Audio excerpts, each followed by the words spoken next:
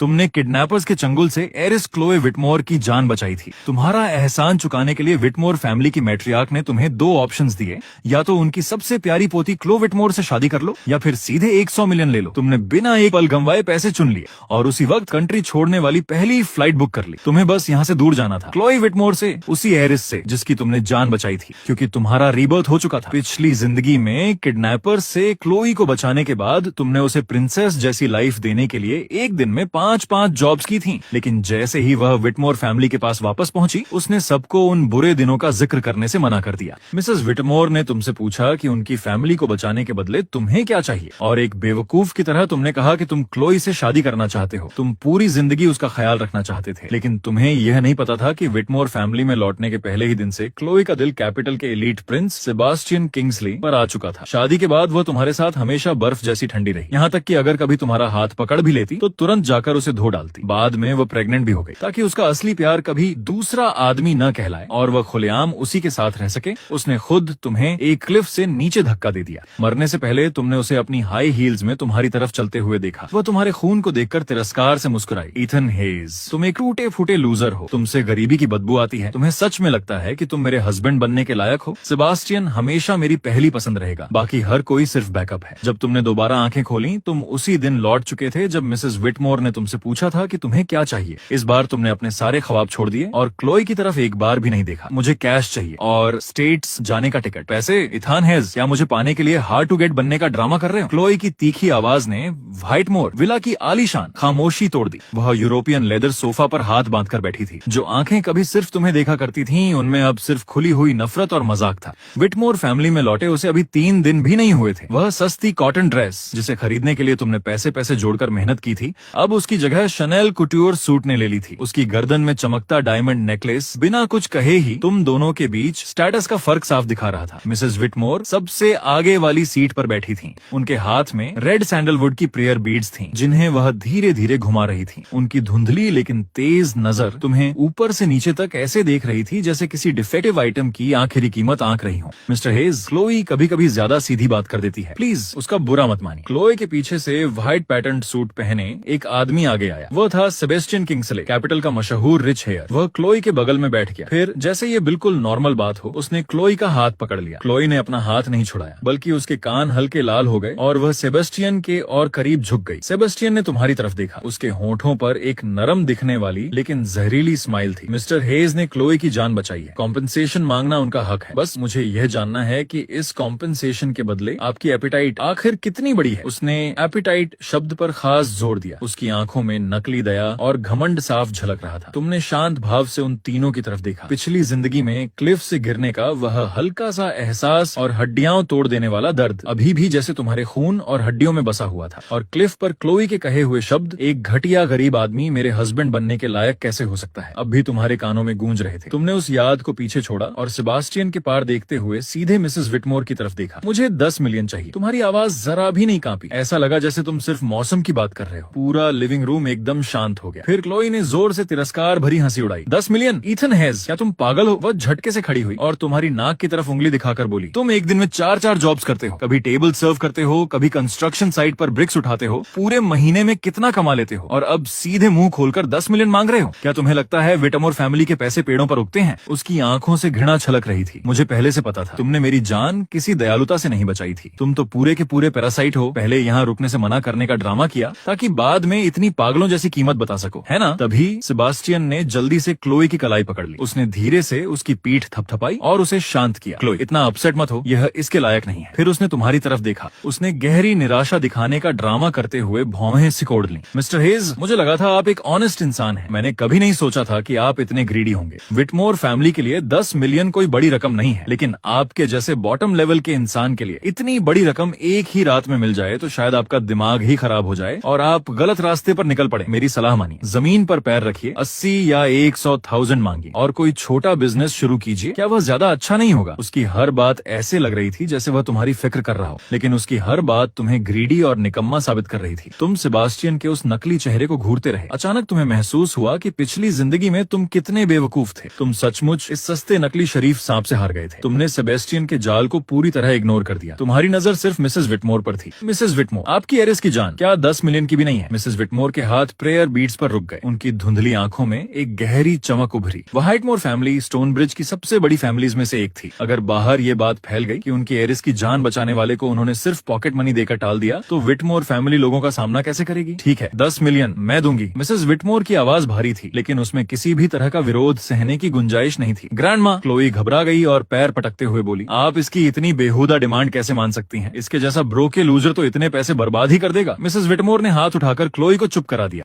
उन्होंने बर्फ जैसी ठंडी नजर से तुम्हें देखा। ईथन हेज, मैं तुम्हें 10 मिलियन दे सकती हूँ, लेकिन पैसे लेते ही तुम्हें एनडीए साइन करना होगा। आज के बाद तुम किसी को भी ये नहीं बताओगे कि तुमने क्लोई की जान बचाई थी, और सबसे जरूरी बात, तुम दोबारा कभी क्लोई या विटमोर फैमिली के किसी भी मेंबर के सामने नहीं आओगे। क्या तुम ये कर सकते हो? तुमने बिना एक पल सोचे सिर हिला दिया। बिल्कुल, सच कहूँ तो मैं यह आपसे भी ज्यादा चाहता हूँ। इस जिंदगी में अब हमारी राहें कभी नहीं टकराएंगी। क्लोई एकदम जड़ हो गई। उसे बिल्कुल उम्मीद नहीं थी कि तुम इतनी जल्दी बिना जरा सी भी चाहत दिखाए उसकी शर्त मान लोगे। उसके हिसाब से तुम्हें तो एक वफादार कुत्ते की तरह उसके पीछे पीछे घूमना चाहिए था, उससे भीख मांगनी चाहिए थी और उससे चिपके रहना चाहिए था। क्लोई ने तिरस्कार से कहा, ईथन हेज, ड्रामा करना बंद करो। क्या तुम्हें लगता है कि पैसे तुम्हारे ऊपर चिपकी हुई झुग्गी की बदबू धो देंगे? सुन लो, 10 मिलियन मिलने के बाद भी मेरी नजर में तुम हमेशा एक घटिया गरीब आदमी ही रहोगे। सेबेस्टियन भी तुरंत बीच में बोल पड़ा। उसकी आवाज घमंड से भरी हुई थी। मिस्टर हेज, क्लोई शायद ज्यादा सीधी बात करती है, लेकिन वह गलत नहीं कह रही। अलग अलग दुनिया के लोगों को कभी एक नहीं होना चाहिए। पैसे लो और वापस अपनी दलदल में लौट जाओ। तुम उन दोनों की परफेक्ट टीम वर्क वाली एक्टिंग देखते रहे, लेकिन इस बार तुम्हें कुछ भी महसूस नहीं हुआ, बल्कि तुम्हारा मन लगभग हंसने का कर रहा था। पैसे मेरे अकाउंट में कब आएंगे? तुमने उनकी हर इंसल्ट को पूरी तरह इग्नोर करते हुए सीधे मिसेस विटमोर की तरफ देखा। मैं अकाउंटिंग डिपार्टमेंट से चेक तैयार करवा देती हूँ, मिसेस विटमोर ने ठंडे स्वर में कहा। Wire transfer? चेक नहीं। तुम्हारी आवाज पूरी तरह दृढ़ थी, क्योंकि चेक अभी भी फ्रीज किया जा सकता था। तुम उन्हें अपने ऊपर किसी भी तरह का कंट्रोल या लेवरेज देने वाले नहीं थे। मिसेस विटमोर ने कुछ देर तक तुम्हें गौर से देखा, फिर आखिरकार सिर हिला दिया। ठीक है, कल दोपहर अपना आईडी लेकर आना। विटमोर ग्रुप आकर एग्रीमेंट साइन कर देना। तुम बिना रुके मुड़े और सीधे दरवाजे की तरफ चल पड़े। कल मिलते हैं। जैसे ही पैसे मेरे अकाउंट में आएंगे, मैं हमेशा के लिए चला जाऊंगा। मिसेस विटमोर और मिस्टर किंग्सले को पूरी जिंदगी की खुशियां मिलें। अगले दिन दोपहर तुम समय पर विटमोर ग्रुप के लीगल डिपार्टमेंट पहुंच गए। एग्रीमेंट की कंडीशंस बेहद कठोर थीं। उन्होंने लगभग तुम्हारा यह अधिकार भी छीन लिया था कि तुम क्लोई का नाम तक ले सको, लेकिन तुमने उस एग्रीमेंट को मुश्किल से एक नजर देखा। तुमने एग्रीमेंट के आखिरी पेज पर अपना सिग्नेचर किया और थंब प्रिंट भी लगा दिया। डिंग, तुम्हारा फोन बैंक मैसेज की नोटिफिकेशन से वाइब्रेट हुआ। पूरे 10 मिलियन तुम्हारे अकाउंट में ट्रांसफर हो चुके थे। तुमने स्क्रीन पर दिख रही उन लंबी नंबर्स की लाइन को कुछ देर तक देखा और फिर गहरी सांस छोड़ी। उसी पल से तुम सच में आजाद हो चुके थे। तुम विटमोर ग्रुप की बिल्डिंग से बाहर निकल आए। तुमने एक कैब ली और अपने तंग अंधेरे बेसमेंट रूम में वापस लौट गए। इस जगह में तुम्हारी पिछली जिंदगी की सारी मेहनत और दर्द बसता था। रूम के एक कोने में अब भी वह स्क्रैप कार्डबोर्ड रखा था, जिसे तुम क्लोई के लिए सप्लीमेंट्स खरीदने की खातिर इकट्ठा किया करते थे। टेबल पर एक सस्ता ग्लास रखा था, जिसका किनारा टूटा हुआ था। क्लोई के लिए कोल्ड मेडिसिन खरीदने के लिए तुमने अपने पिता की छोड़ी हुई इकलौती पुरानी वॉच तक पॉन कर दी थी। उसी समय स्टॉल ओनर ने वह ग्लास तुम्हें फ्री में दे दिया था। पिछली जिंदगी में जब क्लो विटमोर फैमिली के पास वापस गई थी, तब वह अपने साथ कुछ भी नहीं ले गई थी सिवाय उसी ग्लास के। लाल आंखों से उसने कहा था कि यह ग्लास इस बात का सबूत है कि तुम दोनों ने साथ मिलकर मुश्किलें झेली थीं। लेकिन बाद में तुम्हें पता चला कि वह ग्लास घर ले जाने की असली वजह कुछ और थी। वह सेबेस्टियन को यह दिखाना चाहती थी कि उसने गरीबों के बीच कितनी दर्दनाक जिंदगी बिताई थी, ताकि सेबेस्टियन को उस पर तरस आए। और बाद में तुम्हारी आंखों के सामने ही सेबास्टियन ने उसी ग्लास को लापरवाही से जमीन पर पटक कर टुकड़े टुकड़े कर दिया था। तुमने टेबल से वह ग्लास उठाया और डस्टबिन की तरफ चल दिया। फिर तुमने बिना किसी झिझक के उसे छोड़ दिया। क्रैक! ग्लास के टुकड़े चारों तरफ बिखर गए। कूड़े की जगह आखिर कूड़ेदान ही होती है। तभी किसी ने जोर से उस जर्जर आयरन डोर को धक्का देकर खोल दिया। दरवाजे पर क्लोई खड़ी थी। वह घिन से अपनी नाक दबाए हुए थी। उसके पीछे सेबास्टियन भी खड़ा था। उसके हाथ में बिल्कुल साफ व्हाइट हैंडकरचिफ था, जिससे वह बड़े नाटकीय अंदाज में खुद को हवा कर रहा था। ईथन हेज, तो तुम सच में इस गंदे डंप में छिपे हुए हो। क्लोई की हाई हील्स टूटी फूटी कंक्रीट फ्लोर पर टकरा रही थी और उनकी आवाज बेहद चुभने वाली लग रही थी। यहाँ की बदबू सीवर से भी ज्यादा खराब है। मुझे तो उल्टी आने लगी है। सेबास्टियन ने हल्का सा माथा सिकोड़ लिया। उसकी आवाज हमेशा की तरह घमंड से भरी हुई थी। क्लोई, मैंने तुमसे कहा था ना कि यहाँ मत आओ। इस डंप में 1 सेकंड और रुकी तो कोई बीमारी लग जाएगी। तुमने उनकी तरफ देखे बिना ही अपने फटे पुराने कपड़े पैक करना जारी रखा। बताइए मिसेस विटमोर, यहाँ आने का सम्मान मुझे किस वजह से मिला? हमारी डील तो पूरी हो चुकी है। क्लोई अंदर चली आई और पूरे छोटे से रूम पर नजर दौड़ाने लगी। तभी उसकी नजर डस्टबिन में पड़े ग्लास के टूटे हुए टुकड़ों पर पड़ी। उसका चेहरा तुरंत बदल गया। ईथन हेज, तुमने यह ग्लास तोड़ दिया? उसने डस्टबिन की तरफ उंगली करते हुए तेज आवाज में पूछा। तुमने अपने कपड़े पुराने कैनवस बैग में ठूंसे और जिपर बंद कर दिया। बस एक घटिया ग्लास था, बेवजह जगह घेर रहा था, इसलिए फेंक दिया। तो वह तो क्लोई कुछ कहने ही वाली थी कि अचानक चुप हो गई। उसने बगल में खड़े सेबास्टियन की तरफ देखा, फिर उसने अपनी बाकी बात निगल ली। वह सेबास्टियन के सामने अपने अतीत के लिए जरा सा भी लगाव नहीं दिखा सकती थी। सेबास्टियन ने क्लोई के चेहरे का बदलाव तुरंत पकड़ लिया। वह आगे बढ़ा और अपने शू की नोक से ग्लास के टुकड़ों को हल्के से ठोकर मारी। उसके होंठों पर मजाक उड़ाती हुई स्माइल आ गई। मिस्टर हेज, क्लोई थोड़ी सेंटिमेंटल है, उसके लिए कभी कभी ट्रैश भी मायने रखता है। तुमने इसे इस तरह तोड़ कैसे दिया? ये बहुत थॉटलेस हरकत थी। उसने एक लंबी सांस ली और वॉलेट से एक $100 का नोट निकाला। फिर उसने वह नोट ऐसे तुम्हारे पैरों के पास फेंक दिया जैसे किसी भिखारी को भीख दे रहा हो। एक $100 में ऐसे जंक की पूरी बास्केट आ जाएगी। इसे क्लोई की तरफ से समझ लो। अब वह मुर्दे जैसा चेहरा बनाना बंद करो। वह हल्का सा नोट उड़ता हुआ तुम्हारे कैनवस बैग पर आकर गिरा। तुमने अपना काम रोक दिया, धीरे धीरे सीधे खड़े हुए और बर्फ जैसी ठंडी नजरों से सेबास्टियन को देखा। मिस्टर किंग्सली, तुम्हारे पैसे गंदे हैं, उन्हें देखकर मुझे घिन आती है। सेबास्टियन का चेहरा तुरंत काला पड़ गया। ईथन हेज, अपनी किस्मत ज्यादा मत आजमाओ। क्या तुम्हें लगता है कि 10 मिलियन मिलने से तुम मेरे बराबर आ गए हो? मेरी नजर में तुम अब भी एक ऐसा कीड़ा हो जो दूसरों के टुकड़ों पर पलता है। क्लोई तुरंत सेबेस्टियन के सामने आकर खड़ी हो गई और गुस्से से तुम्हें घूरने लगी। ईथन हेज, तुम्हें हुआ क्या है? सेबेस्टियन ने इतनी अच्छी नियत से तुम्हें पैसे दिए और तुम उसी की बेइज्जती कर रहे हो। अभी वह नोट उठाओ और सेबास्टियन से माफी मांगो। जैसे पिछली जिंदगी में होता था, इस बार भी उसने बिना सोचे समझे सेबास्टियन का ही साथ दिया। तुम्हारे मुंह से ठंडी हंसी निकल गई। फिर तुमने अपना पैर उठाया और उस एक $100 के नोट पर रख दिया। तुमने उसे अपने शू के नीचे जोर से रगड़ दिया। माफी क्लोई विटमोर, क्या वह इसके लायक है? क्या सच में तुम्हें लगता है कि पूरी दुनिया सिर्फ तुम्हारे इर्द गिर्द घूमती है? पहले मैं तुम्हें सिर पर इसलिए चढ़ाकर रखता था क्योंकि मैं अंधा था, लेकिन अब मेरी नजर में तुम्हारी कीमत उस डस्टबिन में पड़े ग्लास के टुकड़ों से भी कम है। क्लोई की आंखें पूरी तरह फैल गईं। उसके चेहरे पर सिर्फ अविश्वास था। वह मान ही नहीं पा रही थी कि इथन, जो कभी उसकी हर बात मानता था, आज उसी से इस तरह बात करने की हिम्मत कर सकता है। तुम्हारी हिम्मत कैसे हुई मुझसे इस तरह बात करने की? गुस्से से कांपते हुए उसने तुम्हें थप्पड़ मारने के लिए हाथ उठा दिया, लेकिन तुमने उसका हाथ बीच में ही मजबूती से पकड़ लिया। दर्द से क्लोई चीख उठी। मिसेस विटमोर, ये सुपेरियर बनने का ड्रामा अब बंद कर दो। तुमने उसका हाथ झटक कर दूर फेंक दिया।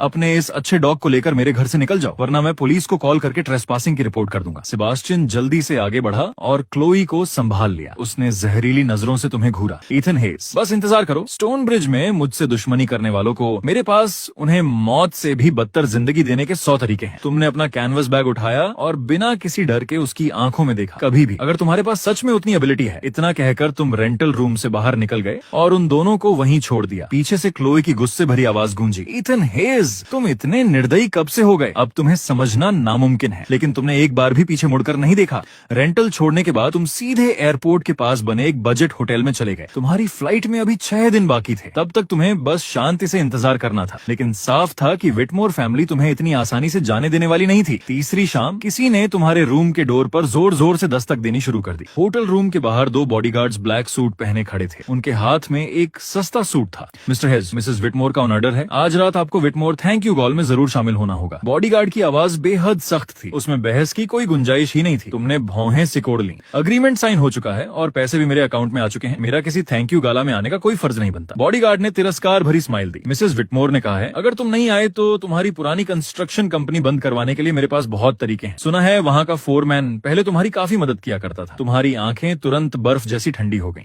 मिसेस विटमोर तुम्हें डराने के लिए एक निर्दोष इंसान का इस्तेमाल कर रही थी। पिछली जिंदगी में जब तुम सबसे मुश्किल दौर से गुजर रहे थे, उसी फोरमैन ने तुम्हें कुछ $100 उधार दिए थे। तुम चाहे कितने भी कोल्ड ब्लडेड क्यों न बन चुके हो, लेकिन जिसने कभी तुम्हारी मदद की हो उसे अपनी वजह से मुसीबत में नहीं डाल सकते थे। ठीक है, मैं चलूंगा। तुमने वह सूट लिया और उन्हीं दोनों के सामने चेंज कर लिया। सूट साफ तौर पर तुम्हारे साइज से छोटा था। उसका फैब्रिक भी बेहद सस्ता और खुरदुरा था। उसे पहनकर तुम किसी मजाकिया क्लाउन जैसे लग रहे थे। विटमोर फैमिली चाहती थी कि बैंकेट में तुम्हारी बेइज्जती हो ताकि सेबास्टियन और भी ज्यादा शानदार दिखाई दे। रात ठीक 8 बजे बॉडीगार्ड्स तुम्हें लगभग एस्कॉर्ट करते हुए स्टोन ब्रिज के सबसे लग्जरी होटल के बॉलरूम में ले गए। गोल्डन डेकोरेशन से चमकता हुआ हॉल परफ्यूम की खुशबू, डिजाइनर गॉन्स और टकराते वाइन ग्लासेस की आवाजों से भरा हुआ था। जैसे ही तुमने अंदर कदम रखा, पूरा हॉल तुम्हारी तरफ देखने लगा। ये कौन है? पूरा भिखारी लग रहा है। ये अंदर कैसे आ गया? सुना है इसने मिसेस विटमोर की जान बचाई थी। इतनी बड़ी छलांग लगाने चला है। क्या इसने कभी आईने में खुद को देखा भी है? सच कह रहे हो मिस्टर किंग्सले के सामने तो ये कुछ भी नहीं है। दोनों की दुनिया ही अलग है। उनकी हर जहरीली फुसफुसाहट तुम्हारे कानों तक साफ साफ पहुंच रही थी, लेकिन तुम्हारे चेहरे पर कोई भाव नहीं आया। तुम हॉल के एक कोने में पड़े सोफा पर जाकर बैठ गए और सामने रखा एक ग्लास वाटर उठा लिया। कुछ ही देर बाद हॉल में हलचल मच गई। सेबास्टियन के हाथ में हाथ डाले क्लोई अंदर आई। उसके चारों तरफ लोग उसकी खुशामद कर रहे थे। क्लोई ने आइस ब्लू काउचर गॉन पहन रखा था। वह बेहद खूबसूरत लग रही थी। सेबास्टियन ने परफेक्टली टेलर्ड व्हाइट ट्यूक्सडो पहन रखा था। उसकी चेस्ट पर लगा प्राइसेस सफायर ब्रोच चमक रहा था। दोनों सचमुच एक परफेक्ट कपल जैसे दिख रहे थे। स्टेज पर मिसेस विटमोर मुस्कुराते हुए गेस्ट्स को संबोधित कर रही थी। मेरी ग्रैंडडॉटर क्लोई के गाल में आने के लिए आप सभी का थैंक्स। क्लोई कई दिनों तक लापता थी, लेकिन मिस्टर सेबेस्टियन किंग्सले की मदद की वजह से वह सुरक्षित घर लौट आई। सेबास्टियन बेहद लॉयल और काइंड इंसान है। विटमोर फैमिली उनकी हमेशा आभारी रहेगी। हॉल के कोने में बैठे तुम मिसेस विटमोर की झूठी कहानी सुन रहे थे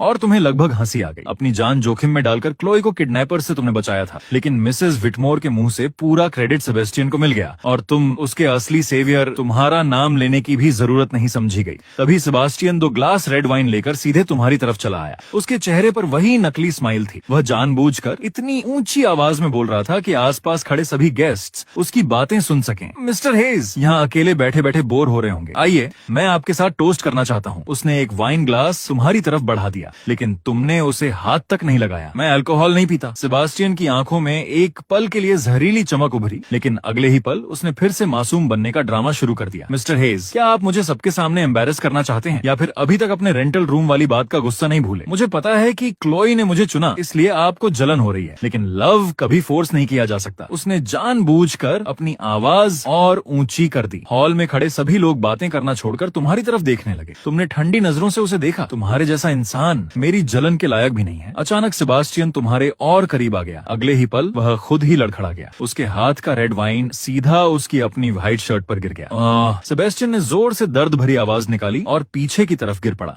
उसकी महंगी व्हाइट शर्ट रेड वाइन से पूरी भीग चुकी थी। पूरा हॉल शोर से भर गया। क्लोई पागलों की तरह भीड़ चीरती हुई दौड़ी। सेबास्टियन, क्या तुम ठीक हो? उसने जल्दी से सेबास्टियन को उठाया और टिश्यू से उसकी शर्ट साफ करने लगी। सेबास्टियन की आंखें लाल हो गईं। उसने कांपती हुई आवाज में खुद को बेहद बेबस दिखाते हुए कहा, क्लोई मैं ठीक हूँ। मिस्टर हेज शायद अभी भी नाराज है। उन्होंने जानबूझकर मुझे धक्का नहीं दिया होगा। उसकी यह फेक विक्टिम वाली एक्टिंग आग में घी डालने जैसी साबित हुई। क्लोई तुरंत तुम्हारी तरफ मुड़ी। उसकी आंखों में आग जल रही थी। वह हाई हील्स पहने सीधे तुम्हारी तरफ दौड़ी और तुम्हारे चेहरे पर थप्पड़ मारने के लिए हाथ घुमा दिया, लेकिन तुमने सिर्फ हल्का सा सिर घुमाया और वह थप्पड़ आसानी से बचा लिया। इथन हेज, तुम घटिया लो लाइफ ब्रोके लूजर। क्लोई गुस्से से कांपते हुए तुम्हारी तरफ उंगली दिखाने लगी। उसकी चीख लगभग तुम्हारे कान फाड़ देने वाली थी। सेबास्टियन ने इतनी अच्छी नीयत से तुम्हारे साथ टोस्ट करना चाहा और तुमने उसी को धक्का दे दिया। अभी इसी वक्त घुटनों के बल बैठो और सेबास्टियन से माफी मांगो, वरना तुम्हारा खेल खत्म। तुरंत आसपास खड़े गेस्ट भी तुम्हारे खिलाफ बोलने लगे। क्या जंगली आदमी है? विटमोर फैमिली ने ऐसे गटर ट्रैश को अंदर बुलाया ही क्यों? घुटनों के बल बैठो और माफी मांगो। हमारी आंखों के सामने मत खड़े रहो। तुम वहीं खड़े उन खुद को इलीट समझने वाले लोगों को ठंडी नजरों से देखते रहे। अगर मैं मना कर दूं तो मना। क्लोई की आंखों में घृणा साफ दिखाई दे रही थी। वो तुम्हें ऐसे देख रही थी जैसे सामने कोई इंसान नहीं बल्कि कूड़े का ढेर खड़ा हो। गुस्से से उसकी सांसें तेज चल रही थीं। तुम्हारी तरफ उठी उसकी उंगली भी कांप रही थी। क्या तुम्हें लगता है कि सिर्फ 10 मिलियन मिल जाने से तुम यहाँ आकर दिखा सकते हो? सुन लो, तुम्हें कुचलना मेरे लिए एक चींटी को कुचलने से भी आसान है। क्लोई की बाहों का सहारा लिए खड़ा था। उसकी घिनौनी एक्टिंग अभी भी जारी थी। उसने धीरे से क्लोई की ड्रेस पकड़ ली। उसकी आवाज इतनी कमजोर थी जैसे वह किसी भी पल बेहोश हो जाएगा। क्लोई, जाने दो मिस्टर हेज। शायद इसलिए ऐसा कर रहे हैं क्योंकि उनका बैकग्राउंड बहुत नीचे का है और उन्हें इंफीरियोरिटी फील होती है। मैं जाकर क्लोथ्स चेंज कर लेता हूँ। मेरी वजह से सबकी इवनिंग खराब मत होने दो। वह जितना ज्यादा खुद को महान दिखा रहा था, उतना ही क्लोई को लग रहा था कि उसके साथ बहुत बड़ा अन्याय हुआ है और उतनी ही उसकी नफरत तुम्हारे लिए बढ़ती जा रही थी। क्लोई ने जोर से कहा, नहीं, आज इसे सबके सामने घुटनों के बल बैठकर जमीन पर सिर झुकाकर सेबेस्टियन से माफी मांगनी ही होगी। तभी मिसेस विटमोर कई बॉडीगार्ड्स के साथ वहां आ पहुंची। उनका चेहरा गुस्से से लाल था। उनके हाथ में पकड़ी सैंडलवुड प्रेयर बीड्स दबाव की वजह से चरमराने लगी थी। ईथन हेज, विटमोर फैमिली ने तुम्हें इज्जत दी थी। उस इज्जत पर थूको मत। उनकी आवाज शांत थी, लेकिन उसमें आदेश देने वाला दबदबा साफ महसूस हो रहा था। अगर आज तुम घुटनों के बल बैठकर माफी नहीं मांगते तो मैं किसी भी समय तुम्हारे 10 मिलियन फ्रीज करवा सकती हूँ और मैं यह भी सुनिश्चित कर दूंगी कि तुम स्टोन ब्रिज तो छोड़ो, पूरे कंट्री में कहीं भी जी नहीं पाओगे। जैसे ही मिसेस विटमोर ने अपनी बात पूरी की, ब्लैक सूट पहने एक दर्जन से भी ज्यादा ताकतवर बॉडीगार्ड्स ने तुम्हें चारों तरफ से घेर लिया। उन्होंने तुम्हें कसकर हॉल के एक कोने में रोक दिया। गेस्ट्स डर के मारे पीछे हट गए, कहीं उन पर खून के छींटे न पड़ जाएं, लेकिन उनकी आंखों में तमाशा देखने की उत्सुकता साफ दिखाई दे रही थी। माहौल अपने सबसे तनावपूर्ण मोड़ पर पहुंच चुका था। सबकी नजरों में तुम बस एक गरीब बेबस आदमी थे जो विटमोर फैमिली की ताकत के सामने घुटने टेकने के अलावा कुछ नहीं कर सकता था। तुमने क्लोई के घमंड से भरे चेहरे की तरफ देखा, सेबास्टियन की आंखों में छिपे जहर को देखा और फिर मिसेस विटमोर के उस अहंकारी चेहरे को देखा। अगले ही पल तुम हंस पड़े। तुम्हारी हंसी की आवाज पूरे खामोश बॉल रूम में किसी तेज धार वाली तलवार की तरह गूंज उठी। हंस किस बात पर रहे हो? क्या पागल हो गए हो? क्लोई ने भौहें सिकोड़ ली। तुम्हारी हंसी ने उसे बेचैन कर दिया था। तुमने हंसना बंद किया और धीरे धीरे अपना फोन बाहर निकाला। मैं इस बात पर हंस रहा हूँ कि खुद को स्मार्ट एलीट समझने वाले लोग एक थर्ड रेट एक्टर के हाथों कितनी आसानी से बेवकूफ बन गए। इतना कहते हुए तुमने अपने फोन में एक ऐप खोल लिया। पिछली जिंदगी में फोरमैन तुम्हारी सैलरी न काटे, इसलिए तुमने खुद से थोड़ी बहुत हैकिंग सीख ली थी। हॉल के कोने में बैठे बैठे तुमने होटल के सिक्योरिटी सिस्टम को हैक कर लिया। क्लोई विटमोर, अपनी आंखें खोलकर देखो कि असली बेशर्म कौन है। तुमने एंटर दबा दिया। बॉल रूम के बीचों बीच लगा विशाल एलईडी स्क्रीन एक बार फ्लिकर हुआ। जिस स्क्रीन पर अभी तक विटमोर ग्रुप का प्रमोशनल वीडियो चल रहा था, उस पर अचानक साफ सिक्योरिटी फुटेज चलने लगी। उसमें अभी कुछ मिनट पहले हुई हर घटना बिल्कुल साफ दिखाई दे रही थी। सेबास्टियन वाइन ग्लास लेकर तुम्हारी तरफ आया। जैसे ही वह पास पहुंचा, तुम तो दोनों हाथ पॉकेट में डाले एक कदम पीछे हट गए थे। तुमने उसे छुआ तक नहीं था। फुटेज में साफ दिखाई दे रहा था कि सेबास्टियन खुद अपने पैरों से ठोकर खाकर गिरा और जानबूझकर पूरा वाइन ग्लास अपनी ही शर्ट पर उड़ेल दिया। फिर उसने खुद को पीछे की तरफ फेंक दिया ताकि उसकी फेक एक्टिंग पूरी लगे। पूरा सीन हर एंगल से रिकॉर्ड हुआ था, कहीं भी कोई ब्लाइंड स्पॉट नहीं था। यहाँ तक कि गिरने से पहले उसके होंठों पर आई चालाक स्माइल भी झूम होकर क्रिस्टल क्लियर दिखाई दे रही थी। पूरे हॉल में ऐसी खामोशी छा गई कि अगर कोई सुई भी गिरती तो उसकी आवाज सुनाई दे जाती। सबकी नजरें स्क्रीन पर जमी रह गईं। उनके चेहरों के भाव देखने लायक थे। जो गेस्ट कुछ देर पहले तुम्हें घुटनों पर बैठने के लिए चिल्ला रहे थे, अब सबके मुंह बंद हो चुके थे। किसी के पास कहने के लिए एक शब्द भी नहीं बचा था। तुमने आराम से फोन वापस पॉकेट में रखा और दोनों हाथ सीने पर बांध लिए। आधी स्माइल के साथ तुमने घोस्ट की तरह सफेद पड़ चुके सेबेस्टियन को देखा। मिसेस विटमोर, आपके इस अच्छे डॉग की एक्टिंग कुछ खास नहीं है। तुमने मुझे फंसाया। सेबेस्टियन का बेचारा बनने वाला चेहरा तुरंत बिगड़ गया। उसकी आवाज इतनी तेज हो गई जैसे किसी बिल्ली की पूंछ पर पैर पड़ गया हो। उसने क्लोई को धक्का देकर अलग किया, स्क्रीन की तरफ उंगली उठाई और चीखा, वह वीडियो फेक है, तुमने उसे फोर्ज किया है। लेकिन एलईडी स्क्रीन पर वही फुटेज बार बार रिपीट होती रही। हर रिप्ले सेबेस्टियन के चेहरे पर पड़ने वाले एक जोरदार थप्पड़ जैसी थी। गेस्ट्स आपस में फुसफुसाने लगे। उनके चेहरों पर दया की जगह अब तिरस्कार और मजाक था। तो यह खुद ही गिरा था। इसे तो ऑस्कर मिलना चाहिए। किंग्सली फैमिली का हेयर इतना घटिया ट्रैप लगाएगा? कितनी शर्म की बात है। व्हाइटमोर फैमिली ने सच में गलत इंसान का साथ दिया। क्या घटिया आदमी निकला। उनकी हर फुसफुसाहट क्लोई के कानों में सुई की तरह चुभ रही थी। उसका चेहरा गुस्से से लाल हो चुका था। पूरा शरीर कांप रहा था। वह शर्म से डूब रही थी, लेकिन उसके मन में सबसे पहले तुम्हें सॉरी कहने का ख्याल नहीं आया। इथन हेज, तुम इतने चालाक कैसे हो सकते हो? तुमने चोरी छिपे रिकॉर्डिंग की थी। वो पलटकर तुम्हें जहरीली नजरों से घूरने लगी। तुम सिर्फ सेबास्टियन की रेपुटेशन बर्बाद करना चाहते थे, है ना? तुम्हारे जैसे बॉटम लेवल के लोग सच में बहुत घटिया होते हैं। क्लोई को अब भी सच देखने से इनकार करते देखकर तुम्हें हंसी आने लगी। क्लोई विटमोर, अगर तुम अपना ब्रेन इस्तेमाल नहीं कर रही हो तो उसे किसी ऐसे इंसान को डोनेट कर दो जिसे उसकी जरूरत हो। तुमने पास रखी टेबल से एक माइक्रोफोन उठा लिया। तुम्हारी आवाज पूरे बॉलरूम के स्पीकर्स में गूंज उठी। सबसे पहले वही मेरे पास आया था। उसने खुद अपने ऊपर वाइन डाली। मैंने सिर्फ सच सबके सामने रखा है। फिर इसमें मैं घटिया कैसे हो गया? तुमने वहाँ मौजूद हर इंसान पर ठंडी नजर डाली। तो यही है तुम्हारा हाई सोसाइटी, जहाँ झूठ को सच बना दिया जाता है और सच को झूठ। मिसेस विटमोर गुस्से से कांप उठी। उन्होंने उंगली उठाकर तुम्हारी तरफ इशारा किया। हद हो गई, बिल्कुल हद हो गई। सिक्योरिटी, इस घमंडी कमीने को अभी इसी वक्त बाहर फेंक दो। एक दर्जन से ज्यादा बॉडीगार्ड्स फिर से तुम्हारी तरफ बढ़े, लेकिन तुम बिना जरा भी डरे वहीं खड़े रहे। तुमने ठंडी नजरों से मिसेस विटमोर को देखा। जरूरत नहीं है, मैं खुद ही चला जाऊंगा। विटमोर फैमिली के 10 मिलियन मुझे मिल चुके हैं। आज से मैं इतनहेज हमेशा के लिए क्लोई विटमोर और विटमोर फैमिली से अपना रिश्ता खत्म करता हूँ। अब मैं तुम्हारी इस बीमार दुनिया में एक दिन भी नहीं बिताना चाहता। इतना कहकर तुमने जोर से माइक्रोफोन टेबल पर पटक दिया। बैंग, पूरे हॉल में तेज आवाज गूंज उठी। फिर तुम मुड़े और बॉलरूम के दरवाजे की तरफ चल पड़े। जहाँ जहाँ से तुम गुजरे वहाँ खड़े बॉडीगार्ड्स खुद रास्ते से हटते चले गए। क्लोई तुम्हारी मजबूत और बेझिझक ईंट को देखती रह गई। अचानक उसके दिल में एक अजीब सी खालीपन की भावना पैदा हुई। उसे लगा जैसे उसकी कोई बहुत कीमती चीज हमेशा के लिए उसके हाथों से फिसल रही हो। बिना सोचे समझे उसने तुम्हारे पीछे एक कदम बढ़ाया, लेकिन उसका घमंड उसे वहीं रोक गया। ईथन हेज, अगर आज तुम इस दरवाजे से बाहर चले गए तो बाद में चाहे घुटनों के बल रेंगते हुए वापस आकर मुझसे भीख मांगो, मैं तुम्हारी तरफ दोबारा कभी नहीं देखूंगी। क्लोई गला फाड़कर तुम्हारे पीछे चिल्लाती रही, लेकिन तुमने एक बार भी पीछे मुड़कर नहीं देखा। तुम्हारे कदमों की रफ्तार तक नहीं बदली। जैसी तुम्हारी मर्जी, तुमने भारी बॉलरूम डोर खोला और उस जहरीली दुनिया को हमेशा के लिए अपने पीछे छोड़ दिया। रात की ठंडी हवा तुम्हारे चेहरे से टकराई। वह हवा ठंडी जरूर थी, लेकिन उसने तुम्हारे मन को पहले से कहीं ज्यादा साफ और आजाद कर दिया। पता लगाओ, वह ब्रोक लूजर ईथन हेज आखिर गया कहाँ है? क्लोई विटमोर ने गुस्से में अपनी डेस्क पर रखी सारी फाइल्स जमीन पर फेंक दी। उस थैंक यू गाला वाले तमाशे को पूरे 1 महीना बीत चुका था, लेकिन उस पूरे महीने क्लोई को अपनी जिंदगी बिखरी हुई लग रही थी। हर सुबह उठने पर उसके लिए सही टेम्परेचर वाला स्टमक सूथिंग पोट्रीज कोई तैयार नहीं करता था। वॉक इन क्लोजेट में रखे उसके महंगे कुचोर गाउन्स के साथ मैचिंग एक्सेसरीज भी अब कोई पहले से निकाल कर नहीं रखता था, क्योंकि यह सब पहले ईथन ही किया करता था। जब भी उसके पेट में दर्द होता वह बेड पर तड़पती रहती। सेबास्टियन को कॉल करने पर उसका हमेशा एक ही जवाब होता, थोड़ा वार्म वाटर पी लो, मैं अभी मीटिंग में हूँ। लेकिन ईथन, वह तो तेज बारिश में आधा शहर पार करके भी उसकी पसंदीदा शॉप से हॉट पॉरेज ला कर देता था। क्लोई ने अपना धड़कता हुआ माथा दबाया। उसके अंदर एक अजीब सी चिड़चिड़ाहट भरने लगी, लेकिन उसने खुद से यह मानने से इनकार कर दिया कि उसे ईथन की केयर की आदत पड़ चुकी थी। वह खुद को यही समझाती रही कि बस एक सस्ता हेल्पर अचानक छोड़कर चला गया है और उसे अभी नई सिचुएशन की आदत नहीं हुई। लेकिन इससे भी बुरी बात यह थी कि सेबास्टियन का असली चेहरा धीरे धीरे सामने आने लगा था। कई बार क्लोई ने सेबास्टियन के सूट जैकेट पर सस्ते परफ्यूम परफ्यूम की तेज स्मेल महसूस की। जब उसने इस बारे में पूछा तो सेबास्टियन झुंझलाकर उसे दूर धकेल देता और कहता, बेवजह ड्रामा मत करो मिस विटमोर, हमने उन्हें ढूंढ लिया है। असिस्टेंट घबराते हुए रूम में आई और एक फाइल उसके हाथ में दे दी। ईथन बेपोर्ट चला गया है और उसने उन्हीं 10 मिलियन से एक टेक कंपनी शुरू की है। कंपनी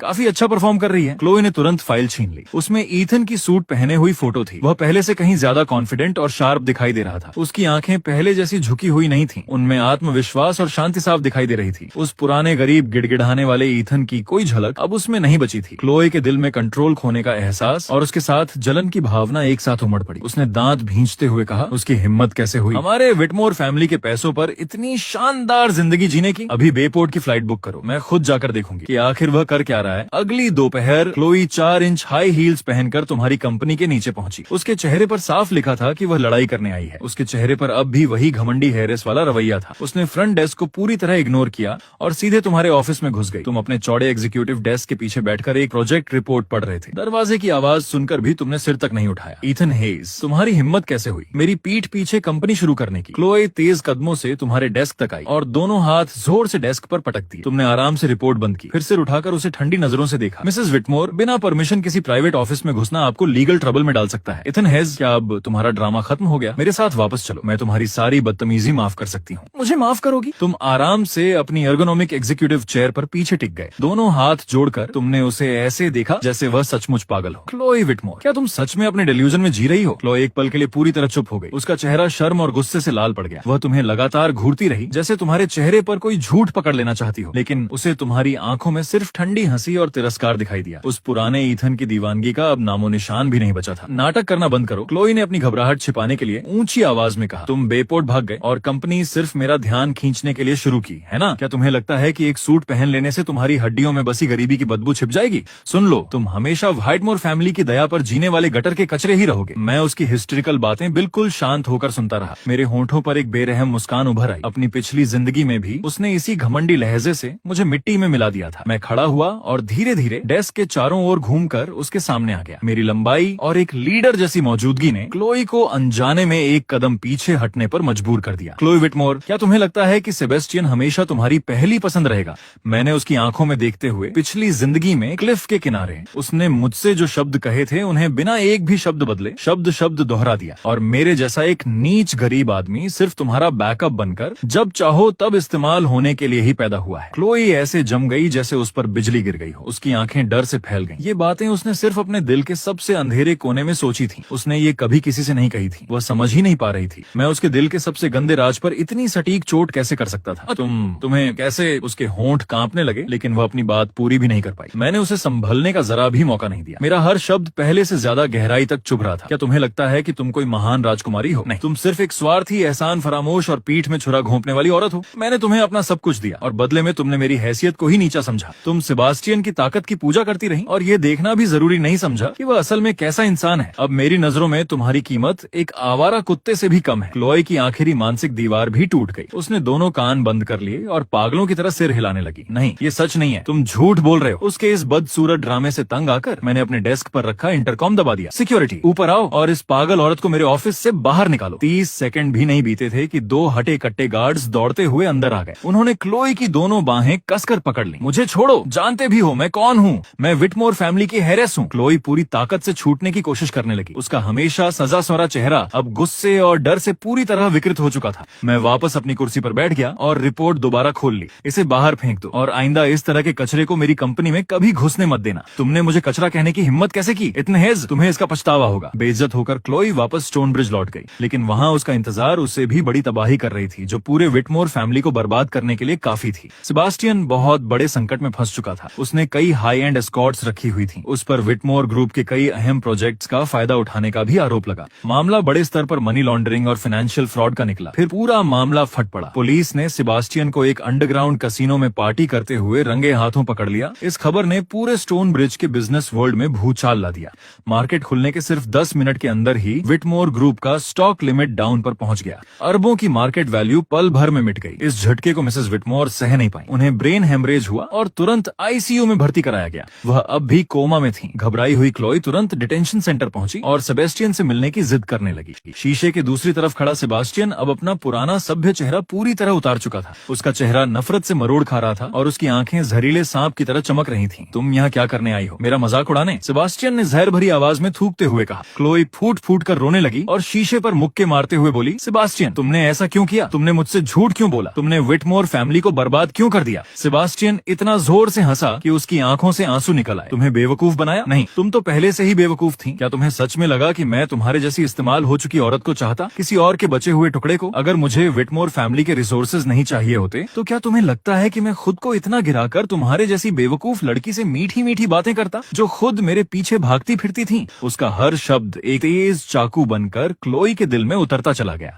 उसके पैरों से ताकत निकल गई और वह जमीन पर ढह गई। उसकी पूरी दुनिया उसी पल बिखर गई। तभी उसे पहली बार सेबास्टियन का असली चेहरा दिखाई दिया। निराशा की उस गहरी खाई में उसके दिमाग में बार बार सिर्फ मेरी याद आने लगी। उसे वह ईथन याद आया जो उसके लिए सिर्फ एक छोटा सा केक खरीदने के लिए दिन में 4-4 जॉब्स करता था। उसे वह ईथन याद आया जो उसके बीमार होने पर पूरी रात उसके बेड के पास बैठा रहता था और डर के मारे एक पल के लिए भी अपनी आंखें बंद नहीं करता था। पछतावा उसके अंदर जहर की तरह फैलता चला गया। दूसरी तरफ बेपोर्ट में पतझड़ का मौसम था और मूसलाधार बारिश हो रही थी। मैं अभी अभी एक बेहद अहम बिजनेस नेगोशिएशन खत्म करके निकला था। मैं अपनी मेबाज की पिछली सीट पर बैठा होटल लौट रहा था। कार अभी गराज से बाहर ही निकली थी कि ड्राइवर ने अचानक जोर से ब्रेक लगा दिए। मिस्टर हेज, सामने बारिश में कोई घुटनों के बल बैठा है। उसने पूरी रोड ब्लॉक कर रखी है। मैंने विंडो नीचे की और ठंडी नजर से बाहर देखा। मूसलाधार बारिश के बीच क्लोई कार के सामने घुटनों के बल बैठी थी। वह पूरी तरह भीग चुकी थी, जैसे पानी में डूबी हुई कोई चूहियां हो। उसके कभी बेदाग रहने वाले बाल उसके चेहरे से चिपके हुए थे। उसका गाउन कीचड़ से पूरी तरह सना हुआ था। जैसे ही विंडो नीचे आई, वह घबराकर कार की तरफ भागी। उसने विंडो फ्रेम को कसकर पकड़ लिया। ईथन, मुझसे गलती हो गई। मुझे अपनी गलती का एहसास हो गया है। प्लीज मुझे बस एक और मौका दे दो। एक और मौका, ताकि तुम मुझे दोबारा क्लिफ से धक्का दे सको। मैंने बड़ा सा काला अम्ब्रेला पकड़े हुए कार का दरवाजा खोला। मैं कीचड़ में घुटनों के बल बैठी क्लोई को ऊपर से देखने लगा। अम्ब्रेला के किनारों से टपकती ठंडी बारिश की बूंदें उसके चेहरे पर गिर रही थी। क्लोई ने झटके से सिर उठाया और मुझे आतंक भरी आंखों से देखने लगी। जाहिर है उसे ये नहीं पता था कि मैं रीबॉर्न होकर वापस आया हूँ। मेरी बातें उसके लिए जंग लगी आरी जैसी थी। वे धीरे धीरे उसकी आत्मा को चीरती चली जा रही थी। उसे कहीं भी छिपने की जगह नहीं छोड़ रही थी। तुम क्या कह रहे हो? मुझे कुछ समझ नहीं आ रहा। डर छिपाने की कोशिश में उसके दांत लगातार किटकिटा रहे थे। मैं उसके दर्द और निराशा का आनंद ले रहा था। मुझे उस पर जरा भी तरस नहीं आ रहा था। मेरे अंदर सिर्फ बदले की ठंडी संतुष्टि थी। ठीक है, तुम्हें बस एक बात जानने की जरूरत है। तुम्हारी कीमत कीचड़ से भरे एक छोटे से गड्ढे से भी कम है। ये सुनते ही क्लोई पूरी तरह टूट गई और फूट फूट कर रोने लगी। वह अचानक मेरी तरफ झपट पड़ी। उसने मेरे पैर को कसकर पकड़ लिया और अपने कीचड़ से सने हाथों से मेरी कस्टम सूट पैंट्स गंदी कर दी। ईथन, मुझे सच में अपनी गलती का एहसास हो गया है। सेबेस्टियन एक राक्षस है। उसने मुझसे झूठ बोला और पूरे विटमोर फैमिली को बर्बाद कर दिया। दादी हॉस्पिटल में जिंदगी और मौत के बीच लड़ रही हैं। विटमोर फैमिली लगभग पूरी तरह बर्बाद हो चुका है। ईथन,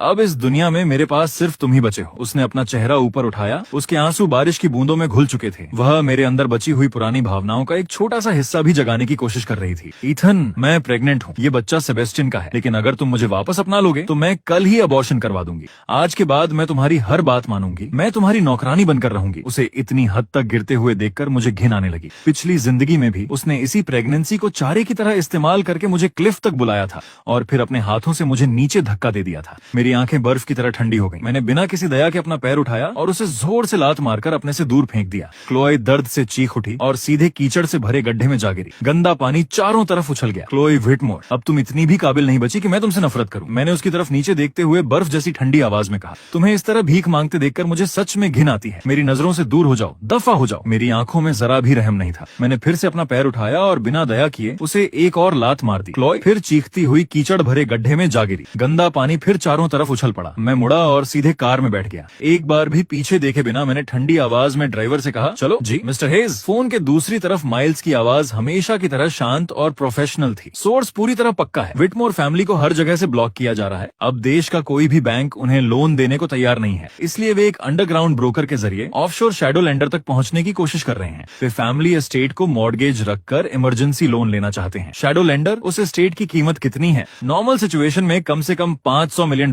लेकिन विटमोर फैमिली को तुरंत कैश चाहिए और वह लेंडर लोगों की पूरी खाल तक उतार लेने के लिए बदनाम है। मुझे नहीं लगता कि उन्हें $200 मिलियन से ज्यादा की क्रेडिट लाइन मिलेगी और इंटरेस्ट बेहद खतरनाक होगा। $200 मिलियन, वे उसके भी लायक नहीं है। माइल्स, ध्यान से सुनो। हमारे जितने भी कनेक्शंस हैं सबका इस्तेमाल करो। अभी पता लगाओ कि शैडो लेंडर के साथ उनकी मीटिंग किसके साथ हो रही है और मीटिंग का एग्जैक्ट टाइम और लोकेशन भी निकालो। मैं वह डील उनसे छीन लेना चाहता हूँ। फोन के दूसरी तरफ माइल्स कुछ पल के लिए बिल्कुल चुप हो गया। उसकी सांस तक एक पल के लिए रुक गई। मिस्टर हेज, डील छीननी है। हमारे पास तो सिर्फ वही $10 मिलियन हैं जिन्हें आपने रिजर्व रखने को कहा कहा था, उससे तो हम नेगोशिएशन टेबल तक भी नहीं पहुंच पाएंगे। डील छीनना तो बहुत दूर की बात है। किसने कहा कि मैं उन पर पैसे फेंकने वाला हूँ? $10 मिलियन ही काफी है। ये $10 मिलियन उनका डेट खरीदने के लिए नहीं है, ये सिर्फ हमारे लिए बार्गेनिंग पावर खरीदने के लिए है। इतनी कि शैडो लैंडर खुद विटमोर फैमिली को छोड़ दे और फिर हमारे साथ डील करे। जैसे ही तुम डिसीजन मेकर तक पहुंचो, उससे कहना हमारे पास भी कोलैटरल रखने के लिए एक एसेट है, हमें उसका लोन नहीं चाहिए, बल्कि हम उल्टा ऑफर देंगे। हम $10 मिलियन सिक्योरिटी डिपॉजिट के रूप में रखेंगे, बदले में विटमोर फैमिली से मिलने वाला बैड एसेट हम खरीद लेंगे। उससे कहना कि हम इस बात पर दांव लगा रहे हैं कि विटमोर फैमिली लिक्विडेशन में जाएगी, हमें आखिर में उस एस्टेट का पूरा ओनरशिप चाहिए और पूरा रिस्क भी हम ही उठाएंगे। साथ ही उसे एक्स्ट्रा 1% कमीशन भी मिलेगा। मेबाज का इंजन धीमी गर्जना के साथ आगे बढ़ गया। टायर्स ने रास्ते के पानी को चीरते हुए तेज छींटे उड़ाए, जो पूरे के पूरे क्लोई के ऊपर जा गिरे। रियर व्यू मिरर में मैंने उस लड़की को देखा जो कभी स्टोन ब्रिज की सबसे घमंडी हेरेस हुआ करती थी। अब वह सड़क पर एक पिटे हुए आवारा कुत्ते की तरह पड़ी हुई थी। ईथन, तुम्हारे बिना मैं कैसे जीऊंगी? ईथन, क्लोई की दर्द भरी चीख बारिश को चीरती हुई बहुत दूर से मेरे कानों तक पहुंची। तुम मेरे बिना कैसे जीओगी? वह तुम्हारी समस्या है, उसका मुझसे क्या लेना देना? मैंने विंडो बंद कर दी। मोटे शीशे ने बाहर की सारी आवाजें पूरी तरह रोक दी। उसके साथ ही क्लोई की घिन दिलाने वाली सिसकियां भी हमेशा के लिए मेरी दुनिया से बाहर हो गईं। अब उनका मेरी जिंदगी से हमेशा के लिए कोई संबंध नहीं था। कार के अंदर फिर से पूरी तरह सन्नाटा छा गया। ड्राइवर ने रियर व्यू मिरर से मेरी तरफ देखा। उसकी आंखों में जिज्ञासा थी, लेकिन आखिर तक उसने कुछ नहीं पूछा। उसने बस कार का टेम्परेचर थोड़ा और बढ़ा दिया। मैं लेदर सीट पर पीछे टिक गया और अपनी आंखें बंद कर ली। 2 जिंदगियों से मेरे सीने पर रखा भारी पत्थर वैसे नहीं टूटा था जैसा मैंने सोचा था। उसमें सिर्फ एक दरार पड़ी थी, क्योंकि मैं जानता था क्लोई को ठुकराना सिर्फ शुरुआत थी। असली बदला तो वह शानदार अंतिम संस्कार होगा जिसकी पूरी स्क्रिप्ट मैं खुद लिखूंगा, और वह खास तौर पर विटमोर फैमिली और किंग्सले फैमिली के लिए तैयार किया गया था। अभी तो उस नाटक का पर्दा बस उठना शुरू हुआ था। मैंने अपनी पैंट पर लगे कीचड़ के दाग की तरफ एक बार भी ध्यान नहीं दिया। फिर मैंने दोबारा फोन कॉल पर ध्यान दिया। माइल्स, तुमने कहा था कि विटमोर फैमिली वेस्ट हेवन एस्टेट को मॉर्गेज रख रही है। समझ गया मिस्टर हेड्स, आप उन्हें जड़ से खत्म करना चाहते हैं। ये चाल वाकई कमाल की है। विटमोर फैमिली को लगता है कि वही एस्टेट उनकी आखिरी लाइफलाइन है, लेकिन उन्हें यह नहीं पता कि हमने उस तिनके पर पहले ही पेट्रोल छिड़क दिया है। काम तुरंत पूरा होगा, और याद रखिए सब कुछ तेजी से और बिल्कुल साफ तरीके से होगा। कोई भी सबूत पीछे नहीं छूटेगा। 3 दिन बाद मैं हेज ग्रुप के टॉप फ्लोर पर बने CEO ऑफिस में खड़ा था। मेरे सामने floor to ceiling glass windows फैली हुई थी। नीचे शहर की सड़कें ट्रैफिक से भरी हुई थीं और गाड़ियां लगातार दौड़ रही थीं। माइल्स मेरे पीछे सम्मान के साथ खड़ा होकर रिपोर्ट दे रहा था। मिस्टर हेज, सब कुछ बिल्कुल आपकी प्लानिंग के मुताबिक हुआ है। शैडो लेंडर ने खुशी खुशी हमारी डील स्वीकार कर ली। कल दोपहर विटमोर फैमिली के रिप्रेजेंटेटिव को एक फेक लोन इंटेंट लेटर दे दिया गया। वह उसे देखकर मुस्कुराते हुए बाहर निकला। अभी भी उन्हें पूरा यकीन है कि ज्यादा से ज्यादा कल तक $300 मिलियन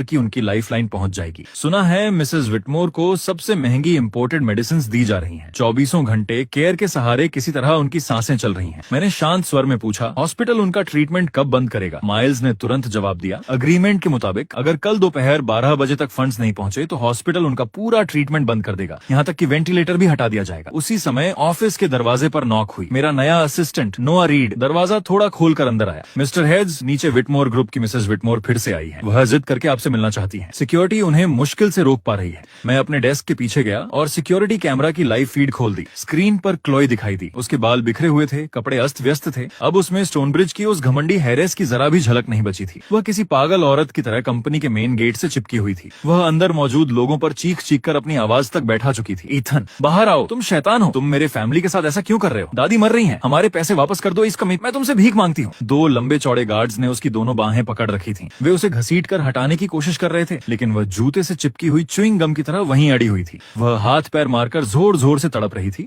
और बेहद शर्मनाक तमाशा कर रही थी। मैं यह सब चुपचाप देखता रहा। मेरे चेहरे पर कोई भाव नहीं आया। पिछली जिंदगी में जब उसने मुझे क्लिफ से नीचे गिरते हुए देखा था, वह भी बिल्कुल ऐसे ही ठंडी और भावहीन थी। अब मेरी बारी थी। माइल्स ने पूछा, मिस्टर हेज, क्या हमें इसे हैंडल करना चाहिए? मैंने इंटरकॉम उठाया और सिक्योरिटी को कॉल लगाया। क्या वह बीमार नहीं है? तो उसे वहीं भेज दो जहां उसका होना चाहिए। सिटी साइकेट्रिक सेंटर को कॉल करो। कह दो कि यहाँ मेनिया से पीड़ित एक पेशेंट है। वह पब्लिक सेफ्टी के लिए गंभीर खतरा बन चुकी है। इतना कहकर मैंने कॉल काट दी और स्क्रीन पर चल रहे उस बेहुदा तमाशे को देखना भी बंद कर दिया। 1 हफ्ते बाद मैं बेपोर्ट इंटरनेशनल एयरपोर्ट के VIP लाउंज में था। मैंने एक शानदार कैजुअल सूट पहन रखा था। हाथ में सूटकेस लिए मैं विशाल फ्लोर टू सीलिंग विंडो के सामने खड़ा था। दीवार पर लगी बड़ी स्क्रीन पर फाइनेंशियल न्यूज चल रही थी। स्टोनब्रिज की कभी सबसे बड़ी कंपनीज में गिने जाने वाला विटमोर ग्रुप आज आधिकारिक रूप से बैंकरप्ट घोषित कर दिया गया है। इसकी चेयरवुमन मिसेस विटमोर पर भारी मेडिकल बिल्स बकाया थे। डॉक्टर्स उन्हें बचाने में असफल रहे और 3 दिन पहले उनकी मृत्यु हो गई। क्लोई विटमोर पर फाइनेंशियल क्राइम्स का शक है। साथ ही उसकी मानसिक स्थिति अस्थिर होने के कारण उसे सिटी साइकेट्रिक सेंटर में भर्ती कर दिया गया है। किंग्सले फैमिली के उत्तराधिकारी सेबेस्टियन किंग्सले को कई अपराधों में दोषी पाए जाने के बाद 15 साल की सजा सुनाई गई है। स्क्रीन पर चलते उन परिचित नामों को मैं शांत नजरों से देखता रहा। मेरे दिल में कोई हलचल नहीं हुई, बल्कि अब यह सब मुझे बेहद उबाऊ लग रहा था। आपकी कॉफी मिस्टर हेस। मेरा नया असिस्टेंट नोआ रीड सम्मान के साथ मेरे हाथ में अमेरिकानो थमा दिया। न्यूयॉर्क ऑफिस की सारी तैयारियां पूरी हो चुकी हैं। वॉल स्ट्रीट की कई बड़ी फर्म्स हमारे नए प्रोजेक्ट में गहरी रुचि दिखा रही हैं। मैंने कॉफी का एक घूंट लिया। बिल्कुल परफेक्ट। मेरी पिछली जिंदगी का बदला आखिरकार पूरा हो चुका था। अब इस नई जिंदगी की असली शुरुआत होने वाली थी। उसी समय एयरपोर्ट में साफ अनाउंसमेंट गूंजी, न्यूयॉर्क जाने वाले सभी पैसेंजर्स कृपया ध्यान दें, आपकी फ्लाइट की बोर्डिंग शुरू हो चुकी है। मैंने कॉफी नीचे रखी और अपना सूटकेस उठा लिया। चलो नोआ। मैं लंबे कदमों से बोर्डिंग गेट की तरफ बढ़ गया। धूप की सुनहरी किरणें मेरे ऊपर पड़ रही थीं। वे गर्म थीं और उम्मीद से भरी हुई भी। लेकिन जैसे ही मैं जेट ब्रिज पर कदम रखने वाला था, मेरी पॉकेट में रखा वह फोन, जो बहुत लंबे समय से बिल्कुल खामोश था, अचानक वाइब्रेट करने लगा। वही पुराना फोन जिसे मैंने अपनी पिछली जिंदगी की आखिरी निशानी के रूप में छिपा कर रखा था। उसमें ऐसे कॉन्टैक्ट्स मौजूद थे जिनका इस दुनिया में अब कोई अस्तित्व नहीं होना चाहिए था। मैं वहीं रुक गया और धीरे से वह फोन बाहर निकाला। स्क्रीन पर एक अननोन नंबर लगातार फ्लैश हो रहा था। वह नंबर मेरी हड्डियों तक में बसा हुआ था, क्योंकि उस नंबर का मालिक 3 साल पहले एक बेहद सोच समझकर रचे गए प्लेन क्रैश में मर चुका था। मैं उस नंबर को घूरता रह गया। उसी पल ऐसा लगा जैसे मेरे पूरे शरीर का खून एक झटके में बर्फ बन गया हो।